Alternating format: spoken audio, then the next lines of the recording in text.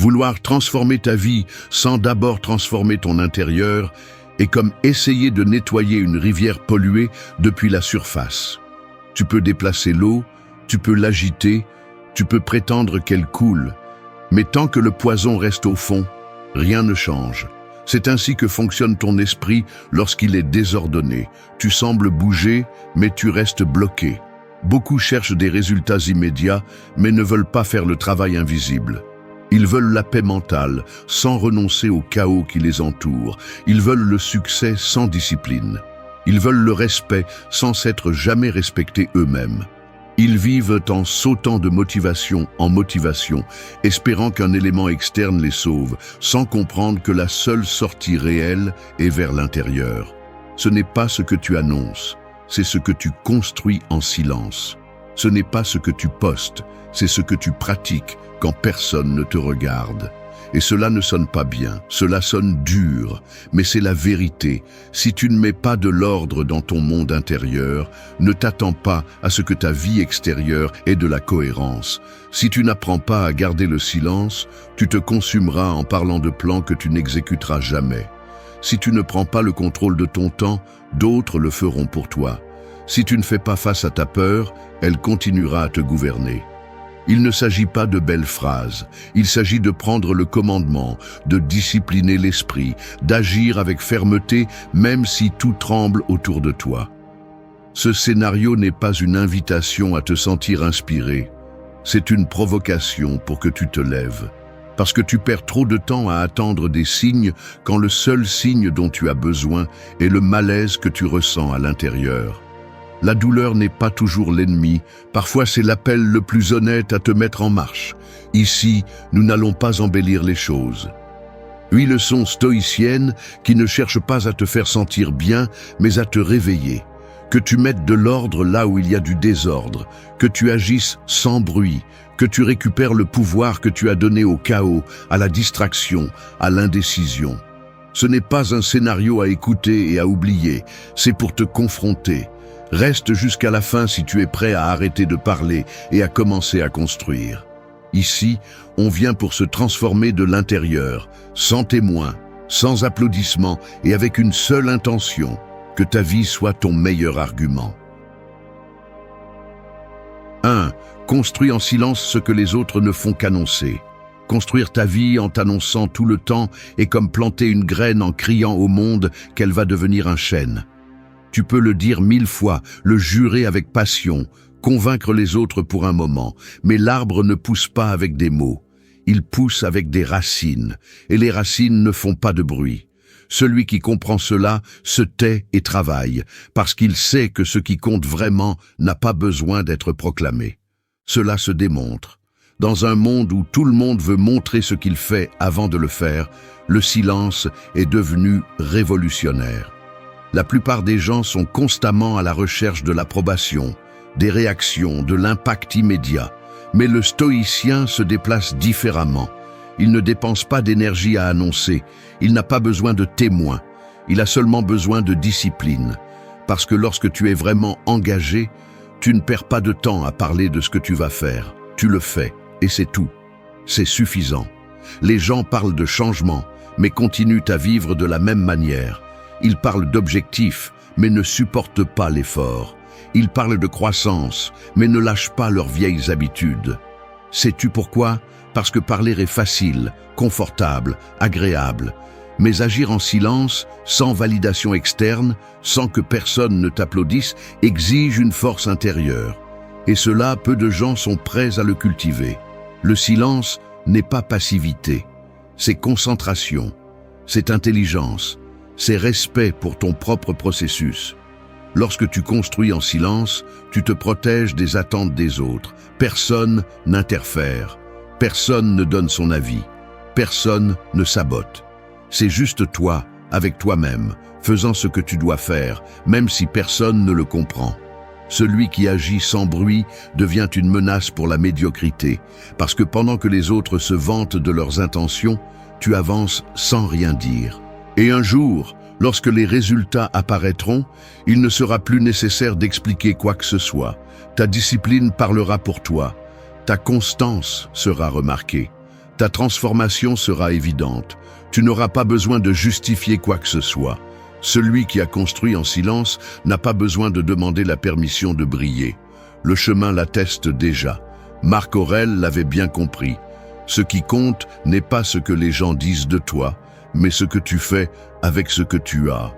Et cela suffit. Si tu espères changer ta vie, commence par taire tes excuses. Parce que celui qui est occupé à travailler sur lui-même n'a pas le temps de convaincre qui que ce soit. L'action silencieuse est une déclaration de guerre à l'auto-illusion.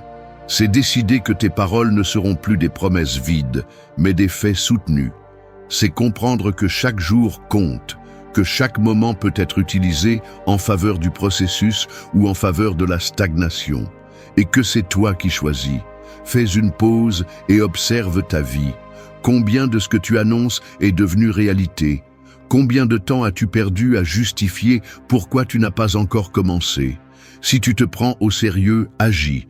Si tu te respectes, arrête de t'expliquer. Si tu t'engages, garde le silence et travaille. Que tes résultats parlent quand tu n'auras plus besoin de reconnaissance. Construire en silence n'est pas fuir le monde, c'est te rendre hommage à toi-même.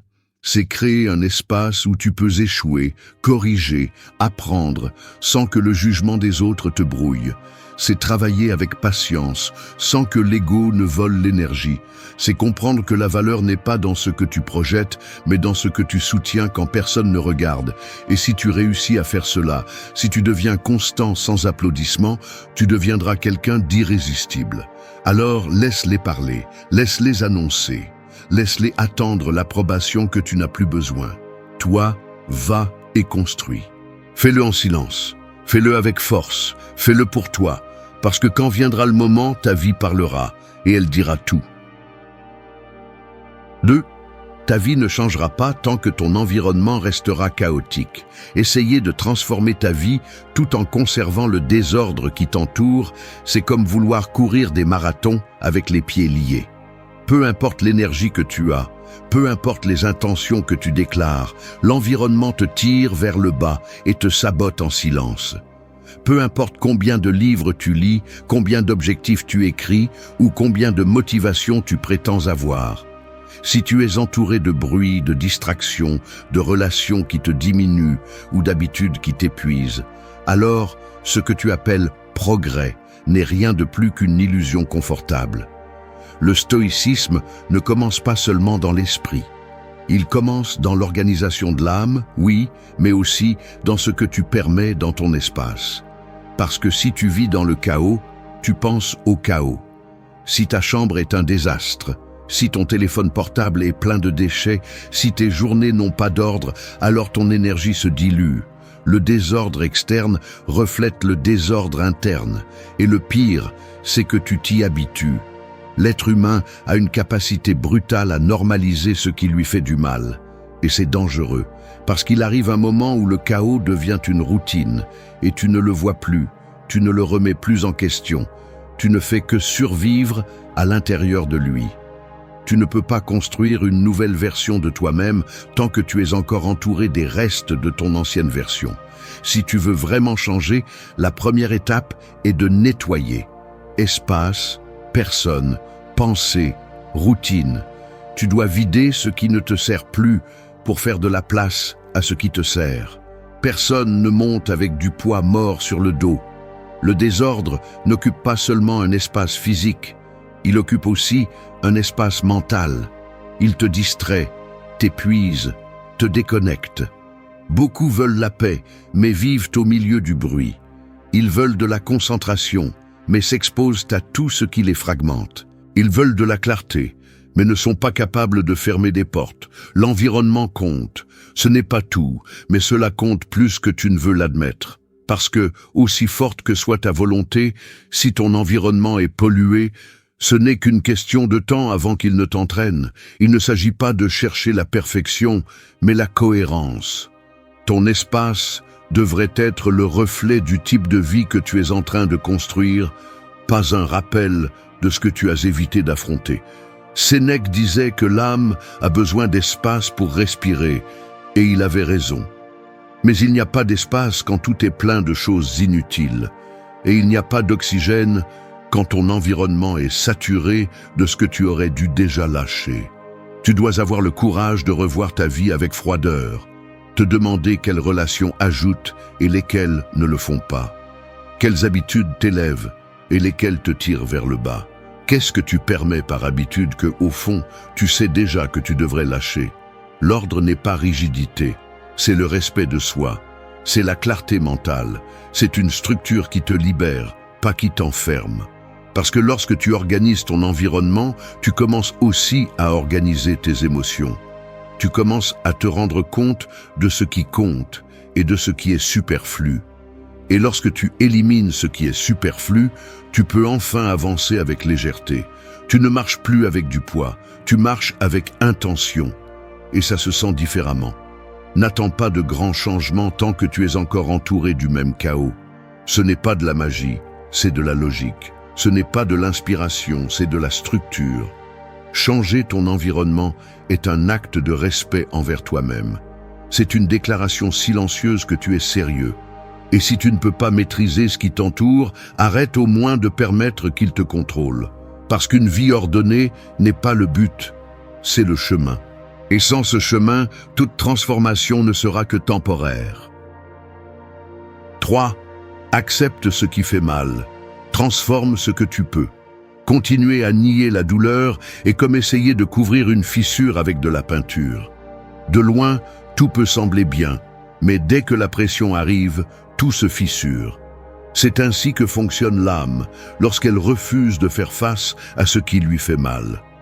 Tu peux le maquiller avec des distractions, tu peux le taire avec des routines, tu peux prétendre qu'il n'est pas là, mais il revient toujours. Parce que la douleur non résolue ne disparaît pas, elle s'accumule, elle se cache dans des coins profonds, elle se déguise en colère, en apathie, en insatisfaction constante. Et tant que tu ne l'affrontes pas, toute tentative d'avancer sera limitée. Accepter ce qui fait mal n'est pas se rendre, c'est commencer à marcher sans bandage.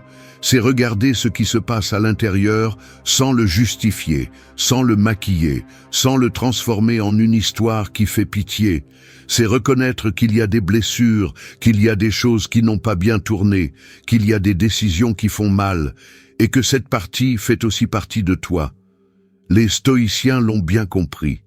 Ils ne cherchaient pas à éliminer la douleur, ils l'intégraient, ils la transformaient en maître, ils l'utilisaient comme point de départ, pas comme excuse pour rester immobile. Ce que tu n'acceptes pas te domine, ce que tu rejettes se renforce. Plus tu fuis, plus il t'attrape profondément. Et la plupart ne progressent pas parce qu'ils refusent de regarder en face ce qui est déjà évident. Ils continuent à blâmer le passé, ils continuent à blâmer les autres, ils continuent à espérer que quelque chose ou quelqu'un viendra réparer ce que seuls peuvent transformer. Mais ici, il n'y a pas de magie. Il y a de la volonté, il y a de la conscience, il y a un travail émotionnel que personne ne peut faire pour toi. Accepter n'est pas se résigner, c'est te dire la vérité sans fioriture. C'est regarder ta douleur avec la même fermeté avec laquelle tu regardes tes objectifs. Parce que tu ne peux pas avancer vers quelque chose de nouveau si tu n'as pas d'abord guéri ce que tu traînes. Et guérir ne signifie pas oublier. Cela signifie lâcher la résistance. Cela signifie arrêter de lutter contre ce qui est déjà arrivé. Cela signifie faire la paix avec ton histoire pour écrire un nouveau chapitre avec des mains propres, pas avec la rancœur déguisée en force. La suite est de transformer ce que tu peux, parce qu'une fois que tu acceptes ce que tu ne peux pas changer, il te reste de l'énergie pour changer ce qui dépend de toi. Tes habitudes, ton attitude, tes pensées, tes décisions. Tout cela, tu peux le transformer, mais seulement si tu arrêtes d'utiliser ta douleur comme un bouclier. Seulement si tu arrêtes de répéter la même narration où tu es toujours la victime des circonstances. Le stoïcien ne se victimise pas. Il prend la douleur et la transforme en tempérament. Il prend la perte et la transforme en sagesse. Il prend la blessure et la transforme en une limite ferme pour ne plus saigner au même endroit. Accepter ce qui fait mal et transformer ce que tu peux est une formule brutalement honnête. Elle te force à abandonner les excuses. Elle te force à prendre des décisions inconfortables. Elle te force à travailler sur toi quand il est plus facile de blâmer le monde. Mais elle te donne aussi du pouvoir. Elle te rend l'autorité sur ta vie. Elle te débarrasse du poids de tout ce que tu ne peux pas contrôler et te donne une direction. Parce que lorsque tu arrêtes de résister, la clarté apparaît. Et lorsque la clarté apparaît, tu peux recommencer, cette fois avec conscience.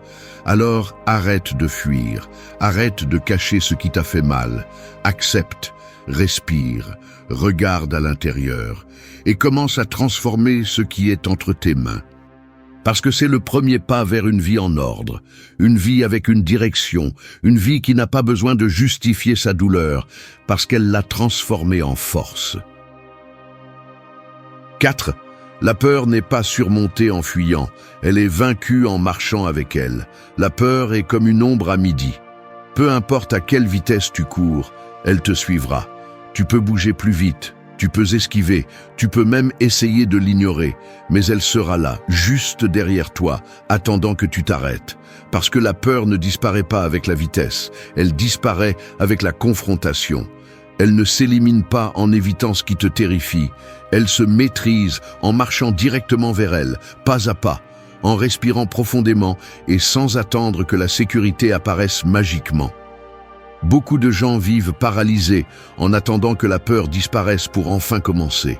Ils veulent des garanties, ils veulent des certitudes, ils veulent agir seulement quand il n'y a pas de risque d'échec, de douleur, de rejet. Mais ce moment n'arrive jamais, parce que vivre sans peur est impossible. Et croire qu'un jour tu seras complètement prêt n'est qu'une autre excuse bien déguisée. Les stoïciens ne parlaient pas d'éliminer la peur, ils parlaient d'agir malgré elle. Et cela change tout. Le problème n'est pas de ressentir la peur, le problème est de lui obéir. Chaque fois que tu repousses une décision par peur, chaque fois que tu choisis le confort au lieu de ce qui est nécessaire, chaque fois que tu permets à ce malaise de t'arrêter, tu nourris une partie de toi qui te demande ensuite plus d'explications et plus de regrets. Et cela t'épuise. Cela t'enferme dans un cycle où la peur ne gouverne pas seulement tes actions. Elle définit aussi ton identité. Tu commences à te voir comme quelqu'un de fragile, d'insécurisé, incapable de briser ses propres limites. Et ce n'est pas vrai. C'est juste le résultat d'avoir cru trop souvent que fuir était plus facile. La peur se transforme lorsque tu lui fais face. Lorsque tu choisis d'avancer même si ton cœur bat fort. Lorsque tu décides de parler même si ta voix tremble. Lorsque tu te relèves encore une fois en sachant que tu peux retomber. Parce que c'est à ce moment-là, lorsque tu marches avec la peur et non en fuyant devant elle, que commence la vraie force. La tempérance, la maîtrise de soi, la dignité de savoir que tu n'as pas été lâche, que tu n'as pas attendu le moment parfait, que tu as agi avec courage, même si tout en toi criait de ne pas le faire. Le courage ne se sent pas glorieux au début. Au début, il fait mal, il est inconfortable, il te fait douter. Mais chaque pas que tu fais pendant que la peur t'accompagne renforce ton caractère.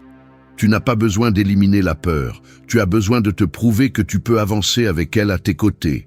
Comme l'enseignait Épictète, tu ne choisis pas ce qui t'arrive, mais tu choisis comment tu réagis. Et la peur fait partie de ce qui t'arrive. Elle fait partie de la vie. Il n'y a pas d'évolution sans inconfort. Il n'y a pas de transformation sans franchir cette ligne que la peur essaie de t'empêcher de franchir. Marcher avec la peur est une forme de respect envers toi-même. Parce que tu ne la nies pas, tu ne l'ignores pas, mais tu ne lui donnes pas non plus le contrôle. Tu décides d'avancer avec elle, de te prouver que tes pas valent plus que ton doute.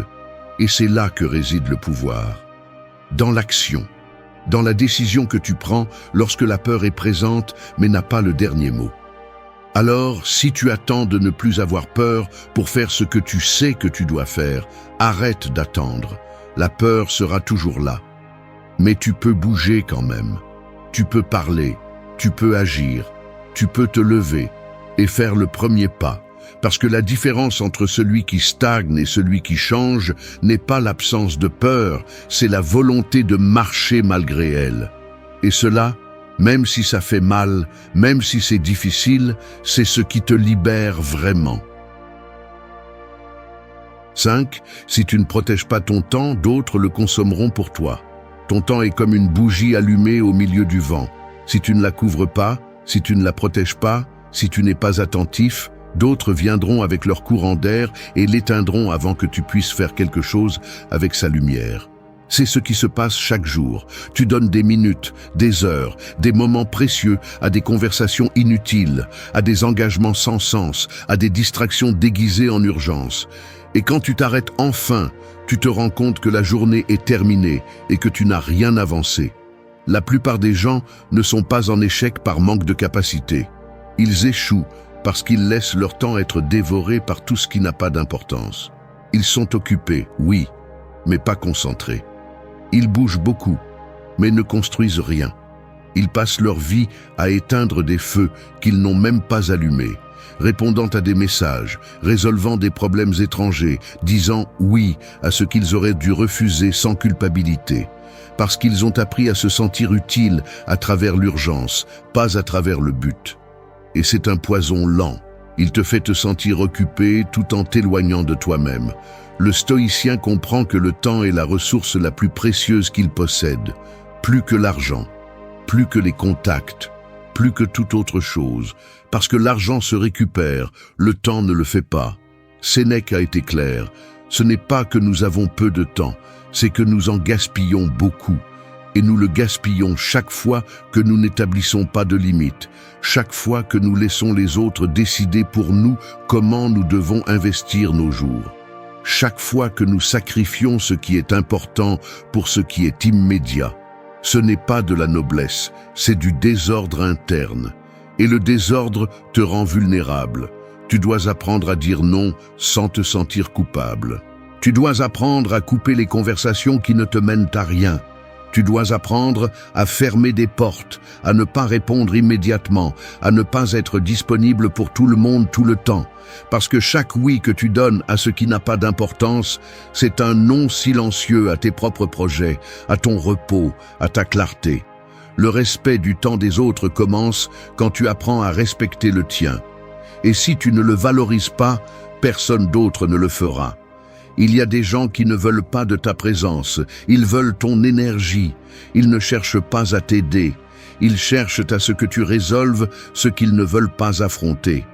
Et si tu n'en es pas conscient, tu finiras par vivre des jours étrangers, des objectifs étrangers, des routines étrangères. Et le pire, c'est que tu te plaindras ensuite de ne pas avoir de temps. Mais le temps était là, seulement tu l'as mal donné, avec peur, avec insécurité, avec ce besoin constant de plaire. Cela doit cesser. Protéger ton temps n'est pas être égoïste, c'est avoir de la clarté.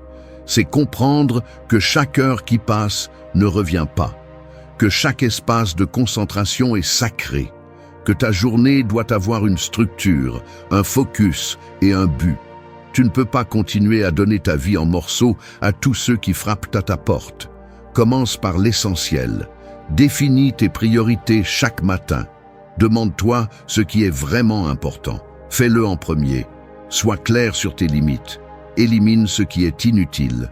Éteins ce qui ne te nourrit pas. Tu n'as pas besoin de tout faire. Tu as besoin de faire ce qui compte et de le faire bien. Si tu arrives à maîtriser ton temps, tu maîtriseras ton énergie. Si tu maîtrises ton énergie, tu maîtriseras ta vie. C'est aussi simple que ça. Le temps ne se perd pas d'un coup. Il s'écoule petit à petit. Et quand tu le remarques, il est déjà trop tard. Alors prends le contrôle maintenant, protège-le, défends-le comme la ressource irrécupérable qu'il est. Parce que si tu ne le fais pas, d'autres le consommeront sans y penser deux fois, et ils le feront avec ton permission. 6. Le silence n'est pas vide.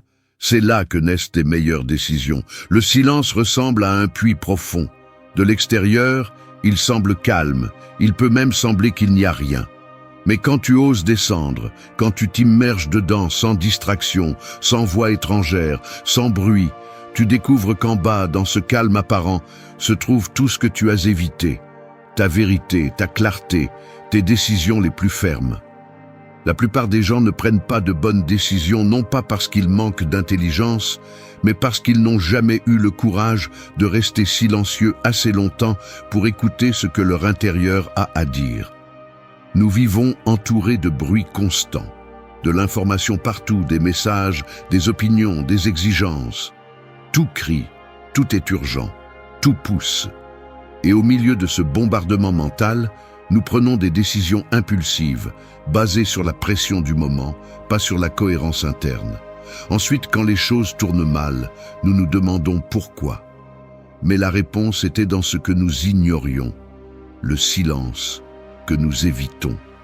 Le silence est inconfortable parce qu'il met un miroir devant toi, parce qu'il te laisse sans excuse, sans distraction, sans interférence. Il te force à ressentir, et c'est pourquoi beaucoup le rejettent. Mais ce qu'ils ne comprennent pas, c'est que seul dans le vrai silence, tu peux aligner l'esprit, l'intention et l'action. Les stoïciens ne fuyaient pas le silence, ils le cherchaient. C'était leur espace d'entraînement mental. Là, ils affinaient leur jugement. Là, ils analysaient leur journée. Là, ils prenaient des décisions sans se laisser emporter par l'émotion du moment. Parce qu'ils savaient que ce qui est décidé à la hâte a presque toujours des conséquences lourdes. Et quand on vit en réagissant plutôt qu'en répondant, on perd le contrôle de sa propre vie. Le silence te le rend. Non pas parce qu'il fait disparaître les problèmes, mais parce qu'il te donne de la perspective. Et avec de la perspective, tout est plus clair. Tu as pris des décisions qui t'ont coûté cher simplement parce que tu n'as pas fait une pause. Tu as dit des choses que tu ne voulais pas dire juste parce que tu ne supportais pas le vide de ne pas répondre. Tu es allé dans des directions erronées parce que tu ne t'es pas donné 5 minutes pour réfléchir. Non pas parce que tu ne savais pas quoi faire, mais parce que le bruit t'a dominé. Et c'est le prix à payer pour vivre en automatique. Le silence n'est pas une perte de temps. C'est une stratégie. C'est de l'intelligence émotionnelle à l'état pur. C'est te donner la permission de ne pas agir jusqu'à ce que tu sois calme, parce que c'est à partir du calme que l'on construit solidement, à partir de l'impulsion que l'on brise sans le vouloir. Pratiquer le silence ne signifie pas s'isoler du monde. Cela signifie créer un espace quotidien où tu peux t'écouter, où tu peux analyser ce que tu fais, ce que tu évites, ce que tu remets à plus tard, où tu peux prendre des décisions conscientes, sans la pression extérieure, sans le besoin d'expliquer, sans la peur de ne pas plaire. C'est là que le caractère se renforce. C'est là que naissent les limites qui te sauveront plus tard. C'est là que tu reconnais ta véritable direction. N'attends pas que le monde t'offre ce silence. Tu dois le créer toi-même. Tu dois le défendre comme quelque chose de sacré. Même si ce n'est que 10 minutes par jour, mais qu'elle soit à toi. Sans écran, sans opinion, sans bruit, juste toi avec tes pensées. Et si au début cela te met mal à l'aise, tant mieux. Ce malaise est le signe que tu entres en territoire réel. Il n'y a pas de décision sage au milieu du chaos.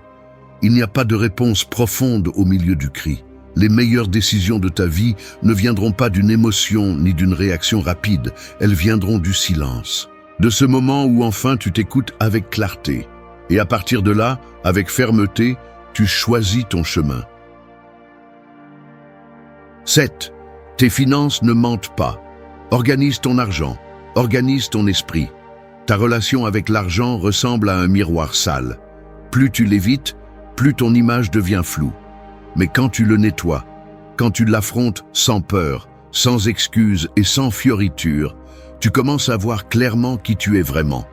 Parce que l'argent, loin d'être seulement des chiffres ou des comptes, révèle des habitudes, des décisions, des priorités, des limites et, surtout, le degré d'ordre interne que tu portes en toi.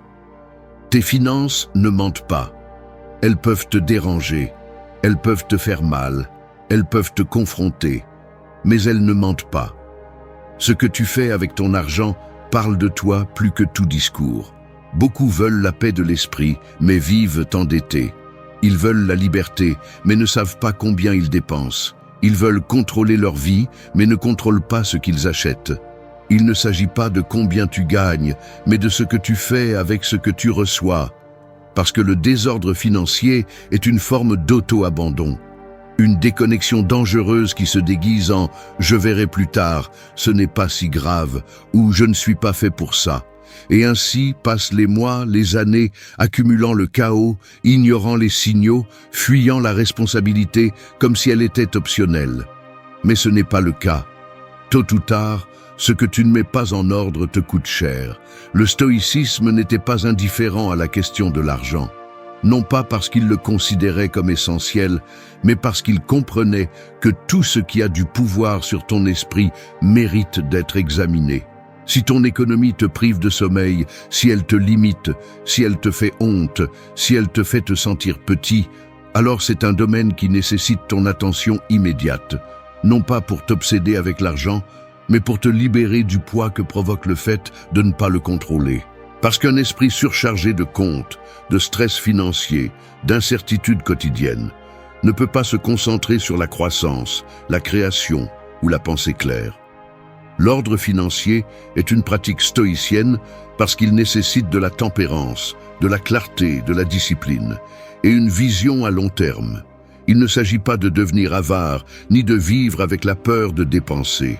Il s'agit de prendre des décisions conscientes, de cesser de combler les vides émotionnels avec des achats impulsifs, d'apprendre à dire non, d'éviter l'auto-tromperie du « je le mérite » quand ce dont tu as besoin n'est pas un autre objet, mais de l'ordre interne. Et cela ne s'achète pas, cela se construit. Fais l'exercice inconfortable, regarde où tu dépenses, observe avec une brutalité honnête où tu mets ton argent, parce que cela te montrera où tu mets ton énergie, ton attention, tes priorités. Si le bilan est plein de fuites inutiles, alors ton esprit l'est aussi. Si tu ne sais pas où va ton argent, tu ne sauras pas non plus où tu diriges ta vie. Et si cela ne te fait pas réfléchir, c'est parce que tu t'es habitué à vivre dans le désordre. Avoir des finances saines n'est pas seulement un acte économique, c'est un acte émotionnel et philosophique. C'est déclarer que tu ne vas plus te saboter. C'est respecter ton effort. C'est apprendre à différer les gratifications en échange de la stabilité. C'est arrêter d'acheter ce dont tu n'as pas besoin pour impressionner ceux qui ne t'importent pas. C'est avoir la force de choisir l'essentiel sur l'impulsif. Et tout cela, au fond, parle de maturité. Ta liberté commence quand tu arrêtes de vivre à la limite, quand tu arrêtes de fuir tes chiffres, quand tu transformes le désordre financier en un plan concret, en objectif réel, en limite claire, parce que chaque euro que tu gaspilles est du temps que tu perds. Et chaque mauvaise décision financière t'éloigne de la vie que tu dis vouloir construire. Alors, si tu veux vraiment de l'ordre, commence par là. Organise ton argent et tu commenceras à organiser ton esprit. Parce que lorsque ton économie est sous contrôle, ton focus, ton énergie et ton pouvoir personnel le sont aussi. L'ordre interne se reflète à l'extérieur. Et l'argent, avec toute sa crudité, est l'un des reflets les plus clairs. 8. Ne te contente jamais. Ta meilleure version n'est pas atteinte avec le minimum. Se contenter, c'est comme vivre dans une maison inachevée, entourée de murs à moitié peints, de câbles exposés, de fuites invisibles. Tu peux t'y habituer, tu peux le justifier, tu peux même décorer le désastre. Mais au fond de toi, tu sais qu'il manque quelque chose. Et ce malaise silencieux est la voix de ton potentiel qui te crie que tu n'as pas été fait pour vivre dans la médiocrité. Il y a des gens qui ne sont pas brisés, ils sont juste incomplets parce qu'ils ont arrêté de grandir trop tôt, parce que quelqu'un leur a dit que c'était suffisant, parce qu'ils ont eux-mêmes décidé de se contenter de ce qui couvrait à peine le minimum, alors qu'ils savaient qu'ils pouvaient faire plus. La société récompense le moindre effort par des phrases comme « Au moins tu as essayé, tu es déjà mieux qu'avant, ne sois pas si dur avec toi-même ». Mais ce qu'elle ne te dit pas, c'est que cette voix douce peut aussi être un piège. Parce que lorsque tu arrêtes de te pousser, lorsque tu baisses tes standards, ton esprit baisse aussi. Le corps s'adapte au confort, mais pas l'âme. Ton âme veut de l'expansion, elle veut de l'évolution, elle veut voir jusqu'où tu peux aller. Et quand tu ne lui donnes pas ça, tu le sens. Ton énergie s'éteint, ton focus s'affaiblit, tu perds l'éclat dans ton regard. Non pas par fatigue, mais par résignation. Les stoïciens ne croyaient pas en des objectifs médiocres. non pas parce qu'il cherchait la grandeur externe, mais parce qu'il comprenait que chaque jour est une opportunité de se maîtriser, de se surpasser, de polir son caractère. Il ne parlait pas de succès comme nous le comprenons aujourd'hui, il parlait d'excellence. Et l'excellence n'est pas une destination, c'est une façon d'être dans le monde. C'est la décision quotidienne de ne pas faire les choses par obligation, mais par respect, pour toi-même, pour ton temps, pour ta vie. Quand tu te contentes de peu, tu envoies un message dangereux à ton esprit, que tu ne mérites pas plus, que tu ne peux pas faire plus, que tu n'as pas besoin de grandir. Et cela, répété chaque jour, façonne ta réalité jusqu'à t'enfermer dans une version limitée de toi-même. Mais le plus dur, c'est que souvent, cette version a été choisie par peur, pas par conviction. Peur d'échouer, de t'exposer, de déranger, de perdre. Et pendant que la peur décide, ton véritable potentiel reste en suspens. Tu décides si tu deviens un de plus ou quelqu'un qui honore son chemin. Tu décides si tu te contentes ou si tu évolues, si tu acceptes les excuses ou si tu choisis l'excellence comme norme. Si tu te limites à survivre ou si tu exiges de vivre avec un but. Parce que celui qui exige plus de lui-même n'est pas arrogant, il est conscient. Il sait qu'il est venu pour quelque chose de plus grand que simplement accomplir. Il sait qu'il n'y a rien de plus douloureux que de regarder en arrière et de réaliser que c'était la peur de l'effort qui le maintenait petit. Ne te contente pas, non par ego, non par apparence, mais par respect. Parce que si tu es ici, avec la capacité de penser, d'agir, de changer, alors tu as une responsabilité, celle de ne pas te gaspiller, celle de ne pas te trahir avec le confort, celle de ne pas t'arrêter juste avant d'atteindre ce que tu mérites vraiment. Ta meilleure version n'est pas atteinte avec le minimum, elle est atteinte quand tu arrêtes de demander moins et que tu commences à exiger plus. Et cela commence maintenant, sans témoin, sans bruit, juste toi avec toi-même, faisant ce que tu as dit que tu ferais. Merci d'être resté jusqu'à la fin de la vidéo. Si vous avez tout vu, commentez « Je suis stoïcien » comme notre signe secret, indiquant que vous êtes un véritable apprenant du stoïcisme. N'oubliez pas de vous abonner et de liker la vidéo si elle vous a plu. Rendez-vous dans la prochaine vidéo et rappelez-vous, continuez à cultiver votre esprit stoïque.